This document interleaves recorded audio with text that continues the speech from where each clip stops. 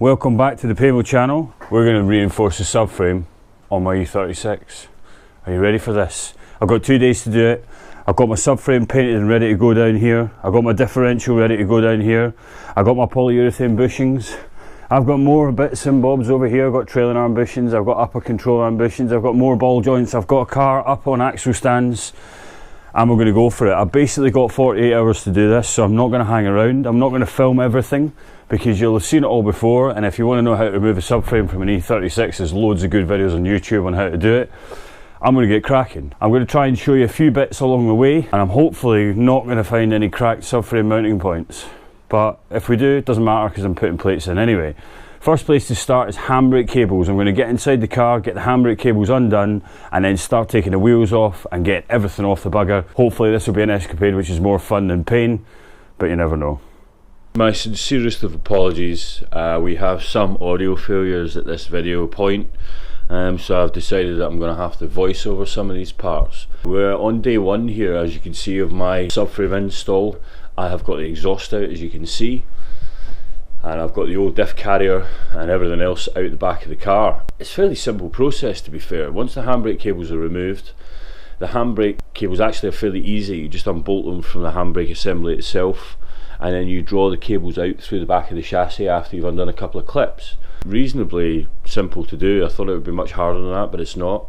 The brake calipers can be removed from the actual hubs themselves. With a crafty bit of manipulation, they can go, I believe, above where the lower control arm sits and below the upper control arm, so you can squeeze those brake calipers out and let them dangle by the brake pipes, the brake hoses. There's enough length on those brake hoses, if you undo them all from the arms, that the calipers will sit on the floor and won't put any tension on the actual hoses themselves. You'll be able to see that in just a moment as I walk around the car here. What I'm basically describing at this point is removing the shock absorbers from the hubs. That gives you the extra length to drop the hubs down, pull the springs out. The shock absorbers can stay on the car. You can just about make them out there. I don't know if you can see that. You'll see them now. There you go. There's your near side caliper sitting on the floor there. As you can see, it's not under tension at all. What I'm describing here is removal of the sensor units from the actual diff carrier itself. That's fairly simple. Just open the covers, unplug the sensors and pull them away. And then the nose of the diff there's got your four, I think they're 15mm nuts that do it up, which if you've done that before you'll know you have to lock the transmission somehow, or put the handbrake on, undo the bolts and then pull it on and off. We're getting along fairly well here. You can actually see one of the studs at the front of the diff carrier on the right hand side, that unscrewed from the car instead of unscrewing from the actual diff bush itself, or the subframe bush itself, and that's not a problem. We'll come to that later on and we'll get that removed. We're going to be changing that, so see later in the video for what we have to do with regards to those two front studs. And a little tip for you, we're going to need some plates. I'll describe that in some more detail a bit later on. I am on the second day as I speak of a subframe, I suppose you'd call it a subframe swap, polyurethane bush install and a chassis reinforcement. Now, I've filmed a lot of stuff already, but because of microphone issues it's got no sound. Where I stand right now, I'm about 5 hours into the job and I've been taking my time. I've had the subframe out of the E36 328, which is behind us just here.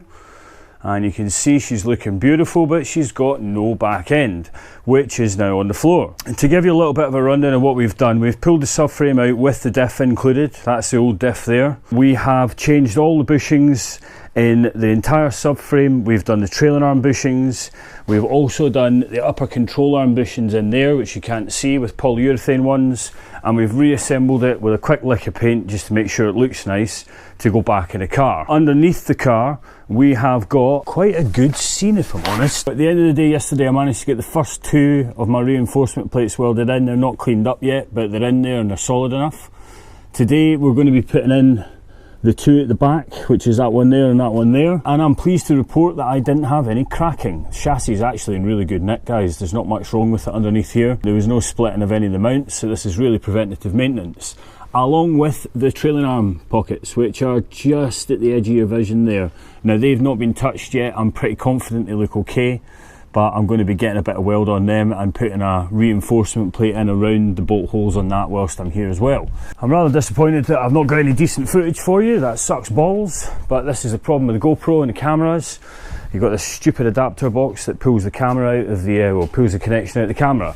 So yes, I'm going to get on with doing a bit more welding, a bit of grinding, then we're going to paint and prep that surface so that it doesn't obviously rust the minute it goes back in the car, and then we'll get the subframe back in with the short ratio diff that's just behind me here, which has also been resealed. The back plate's been resealed, the axle shaft seals have been put in as new ones, and then we can fill it all up, tighten all the bolts and get it moving. So it's approximately 10 o'clock in the morning here on a Saturday. I want to be done by tea time. So yeah, let's pull my finger out, man. Okay, so we're getting somewhere. I have now welded in all the plates for the trailing arms, all the plates for the subframe, and I've given it its first coat of primer and then first coat of Hammerite, or Por 15. We are pretty much getting there. I've got to give it another coat of paint, and then we're going to pop the subframe in, diff in, connect everything back up, hopefully drop it down on its wheels, get the handbrake back and sorted, and we'll be good to drive it away. To give you a little idea what she looks like, if I crawl underneath the car, and I will warn you folks, this is not pretty welding, but these plates only have to stay in place. So they don't actually need to be seam welded all the way around. Because of that, you can see that they are just spotted here and there just to hold them where they're supposed to be. So that's two front ones. And if I come back here, that's a rear one, another rear one. And then if we look down here, we've got the trailing arm one, which goes all the way around the trailing arm pocket.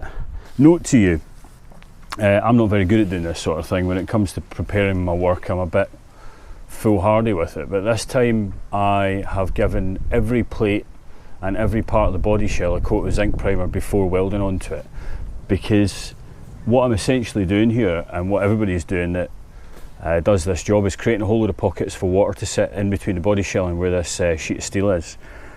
Because the plates are not seam welded all the way around, and they do actually recommend that you don't seam weld them all the way around because that might weaken the actual metal itself, then there's always going to be ways for water to get into those pockets and start rotting the car from the inside out. So plenty of zinc primer before welding. As soon as I finish welding, I've given it etch primer on the outside, and then Hammerite or Por 15, and then I'm going to give it another coat of Hammerite and a little bit of wax oil. It's looking pretty good. It's about 2:30 on Saturday, the second day. I've been dilly-dallying a bit today, I must admit. My mate Rich came up and we put a front splitter on his car, which took about half an hour, and then we did a bit of fannying around for another half an hour, so I could have done this quicker. I could probably have the subframe in by now if I'd really wanted to, but I'm happy. It's going much smoother than I thought. No massive issues that have really caused me to have any big problems. It's pretty easy actually. You know, when you consider what you're removing from the car, it's not too bad. Let's just briefly show you the subframe assembled. She has now got, thanks to Roy from Holland, one of my Instagram followers, I know you watch the videos, Roy, there are your strong flex bushings in the bottom of the drop links. We've got the entire anti-roll bar mounted now. We've got all the max peering rods put back together. By the way, max peering rods, lower control arms for E36. Nothing wrong with them, except the bushes are absolute fucking shit. What I'm going to endeavour to try and do is get some better bushes that will fit those arms, and then really you've got yourself not a bad arm for, what, 45, 50 quid? It gets exciting from this point in. We'll get this banged in the car, hopefully within the next hour, and then once we've done that, it's just connect it all up, and away you go. Short ratio diff, subframe, reinforced, nice. Day 3. Yeah, third day. Okay, so subframe, reinforcement, renewal, whatever you want to call this escapade that we've been on for the weekend. Got a bit slowed down on Saturday afternoon. It's now Monday.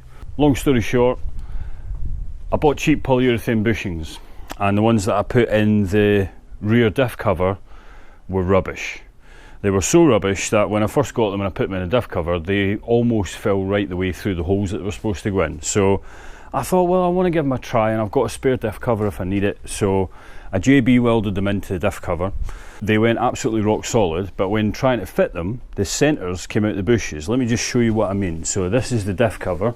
You can see in this cover there's the aluminium ring on the outside there, but there's no bush in the middle, because the bush is over here on the bench. So as you can see, there's very little polyurethane in this, and as soon as I tried to tighten up the bolts, this whole centre part went that way around, yeah, that way around, just popped straight out. It was one of those moments where you go, okay, maybe enough is enough for one day.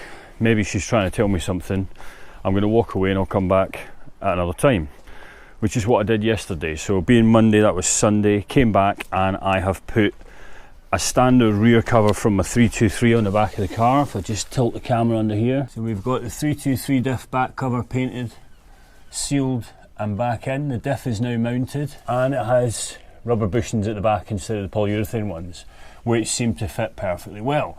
So we are pretty much there. We've got to connect up the axles. I've got to put the anti-roll bar on.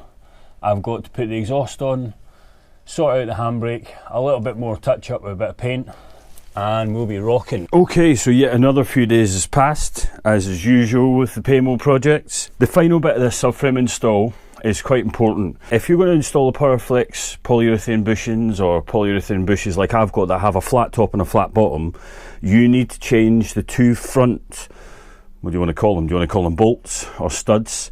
I'm talking about the two long bolts that hold the front of the subframe on that have a nut halfway down the shaft. That nut has the effect of basically allowing the flat polyurethane bushing to mushroom around it if you try and bolt the subframe up as you've got it with the standard parts. So what you need to do is you need to grab yourself a couple, I think they're E90 bolts, either E90 or F20 BMW subframe bolts. Sorry, that's my neighbour just coming in. They look a little bit like this. Let's just get this out in the sunshine. So as you can see there are a Torx head bolt. The Torx bit I think is, let's see, E20 Torx. And they're about 115 millimeters long, I think. Let me just clear the shit out of the way here. 125 mil long. You also need to put in there some flat plates.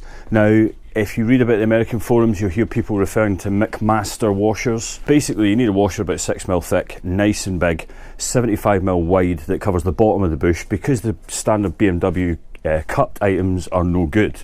They are just going to bend the bush around them and they are going to fail. Obviously, the standard BMW bush accounts for this slight sort of dome shape that you've got here. And when you put a polyurethane bush on that, it wants to again mushroom around this washer and you end up with a bush that doesn't work right. So we get shot of these and we put in place, I'm just going to crawl under the car like some sort of inebriate now, and we'll put in place these flat plates that I've got instead. Now I got these off of the wonderful Bay of E. They cost me about £10 I think. They need a little trim, as you can see, just to clear the anti-roll bar bracket. But there we go, we've got the bushes in nice and flat, everything is squashed up against the subframe. There's the front ones with the new bolts in, and there's the other rear one on that side. So that's basically it. All you need to do now is button everything up, get in the car, take it for a drive, and feel the benefit of the good old polyurethane bushings. So there you go, that's the installation of, well, it's my installation of rear subframe bushes and reinforcement plates, and obviously the diff and all the associated bushes and bearings and God knows what else. Was it worth it? Well, let's tell you why I did it to begin with. One of the reasons why I decided to do all the subframe, obviously it's a bit of future proofing of the car, but the main reason for me doing it was I had a horrible thump coming from the back of the car that wasn't cured after I did my gearbox, my prop shaft bearing and my guibo, which general consensus is that if your diff bolt at the back isn't broken, the bushes in the diff aren't gone, the universal joint in the end of the prop shaft isn't knackered, then your knock, if you get a drive shaft knock, like a thump as you engage gears, is most likely to be either prop shaft centre bearing or the guibo, or worst case scenario, you've got a cracked chassis at the back of the car. Hence the reason why I went down the reinforcement plate sort of road before I even got started. So the bad news is that we still have a thump. It's not really bad, but it's there and it shouldn't be there, and my god does it piss me off. But that being said, I now know that I've got a nice solid floor at the back of the car, and whatever is thumping is not that. So I am now in the belief that maybe the prop shaft bearing isn't correct, or maybe I've got a problem in the drive shafts or the differential system. I don't really have any diff whines, I don't have any clicking and strange noises from the drive shafts, but you never know. So that'll take a bit more investigation at a later time.